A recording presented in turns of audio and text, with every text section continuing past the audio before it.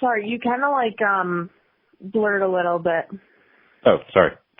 I was just saying that I imagine if we were to see some of these Canadian wrestlers on AEW or something, that people would probably lose their minds, and because everyone's new favorite wrestler is somebody they haven't seen yet, and there's so many great talents out there. Oh, yeah, and I think that AEW coming to Canada will really put talent on, screens, It's such a great opportunity for Canadians to get their faces out there, get their names out there, showcase their talent.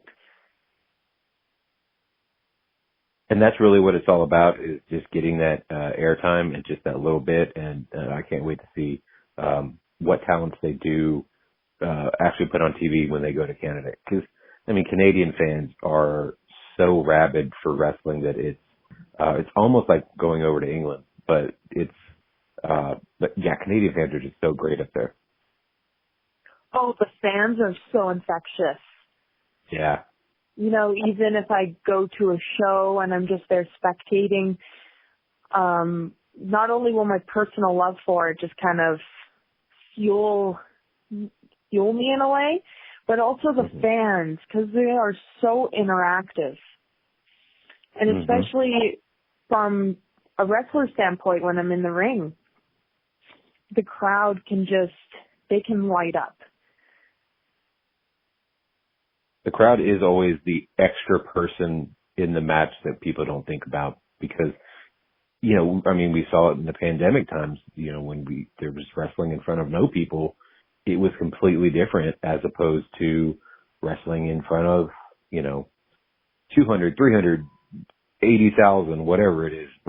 There's a huge difference between no fans and, fans in general.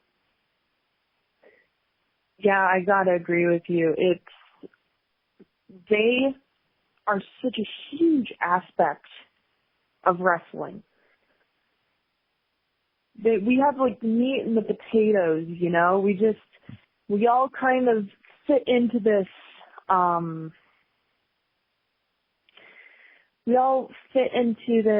I can't think of the word, we all fit into this sport because even if they're not wrestlers, they're still actively watching it.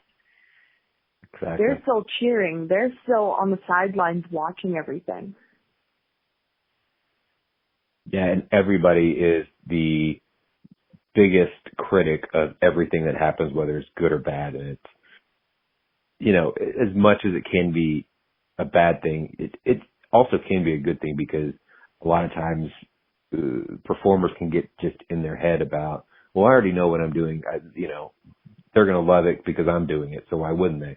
And then maybe they go online and read stuff and like, oh, maybe I don't know what I'm talking about. They don't like what I could just throw anything out at the wall and they love it. Yeah, and it's just, a part of that is also putting in the work, consistently showing up to training, refining yourself, because there's always something to work on. Exactly. No one is ever a perfect wrestler. Everyone makes mistakes. Everyone, has an off night. There is no perfection when it comes to pro wrestling. Precisely. You can only get as close to perfection as you can, but you can actually reach that point. Exactly. Now, if somebody's never seen you wrestle before, what were 3 matches you would recommend they watch? Ooh, that's a gooder. I would have to say Top Talent's 4th event, I believe. I was in a tag match with Kat Von Hees against Ava Lawless and Jody Threat. Another one would be, I'm going to say Top Talent again, the first event, because that was my debut. That was against TFA. And I have evolved since then, but I think it's a good, for my first match, I was really proud of myself. And as I'm starting to train more, I'm grateful that I had that moment. And it's special to me, because first match, and I felt really good about myself after, but I continued to train. I'm continuing to work on myself. And of course I'm not perfect then. I'm not perfect now, but I'm trying to get as close to there as I can. And then another one I would have to say for the final one would have to be,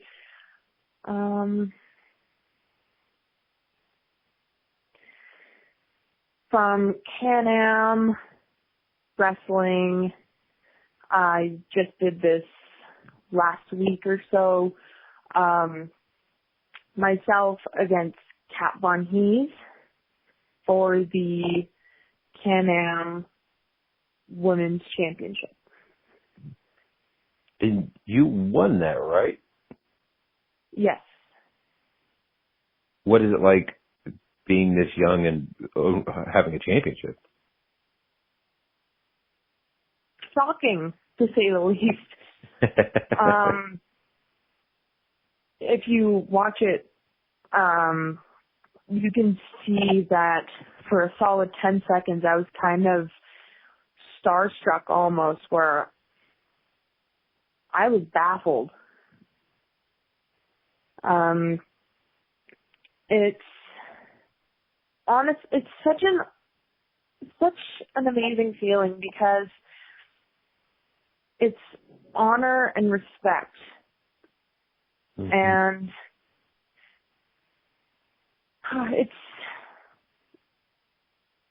think it's freaking awesome. It allows me to, oh man, sorry, I'm just kind of lost for words. Oh, you're fine. So having the two championships, BEW Interprovincial Women's Championship and the Can-Am Women's Championship, I have been shocked on both occasions. The feeling doesn't change. It's respect, and, any person I go into the ring with, I have respect for. Because we're all fighting for the same thing. True. Well, that's awesome. Now, as you kind of answered a little bit of this next question, but I know your career is still young. What are some career highlights that you've had already? Career highlight? Either winning the championships or getting a spot. Actually, getting a spot in Wrestle Academy, in Jacques Rougeau's Wrestle Academy. That's awesome. Now, no, go ahead. Oh, no, sorry, go ahead. I was just going to ramble a little bit. No, you're ramble away. It's a podcast. I choose that specific highlight because it can open so many doors, and it's such a huge opportunity to get my foot in the door. True, and you're getting yourself in front of a lot of veteran eyeballs as well, which is not a bad thing either, because there's a lot of knowledge to be learned and a lot of showing off you get to do. Exactly. Yeah. Now, I have a segment on the show I call the 5 count. It's 5 questions. Just answer as quickly as possible. Oh, answer as quickly as possible. Okay. Yeah. What is your favorite cheat meal? Favorite cheat meal? Tacos. Nice. How are tacos in Canada? I'm in Texas, and we know tacos pretty well. I'm curious about tacos in Canada. Homemade tacos are the best. That's true. You're not wrong. Okay. This one you're a little young for, but I'm going to ask you anyway. If you owned a liquor company, brewery, or winery, which one would you own and what would the name be? I would own wine, and I have no idea what the name would be. I mean, it could be Relentless Rosé, really. Oh, that's good. Yeah.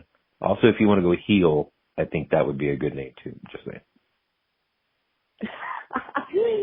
Relentless Rosé. That has a bit of a touch on it. See, there you go. You could definitely model it after Mercedes Moné as well. So, what's your favorite sport besides pro wrestling? I enjoy watching hockey. I have a feeling you're going to enter it that way. Who inspires you? Roman Reigns and Mercedes Moné. Very nice. Good. Great two choices there. Where do you see yourself in 5 to 10 years? Hopefully hitting it big. I'm willing to make those sacrifices, and I'm willing to put myself through training as I have to get there. Excellent. Keep plugging away and you'll do great. Now, if people wanted to find out more about you, buy your merch, follow you online, see where you're wrestling next, how can they do all the things? Sorry, what was the question again? If people wanted to find out more about you, follow you online, buy your merch, see where you're wrestling next, where can they do all the things? Social media. I do have Twitter, but I'm not really on it that much, so best bet would be Instagram. And what's your Instagram? Relentless Rylie. There we go. Well, Rylie, thank you so much for your time. You've already done so much in such a short amount of time, and I can't wait to see what the rest of your career holds and what happens with Jacques Rougeau and QT Marshall. So thank you so much for your time, and we hope to talk to you again soon. Thank you very much for having me. I really appreciate it. No problem. Thank you.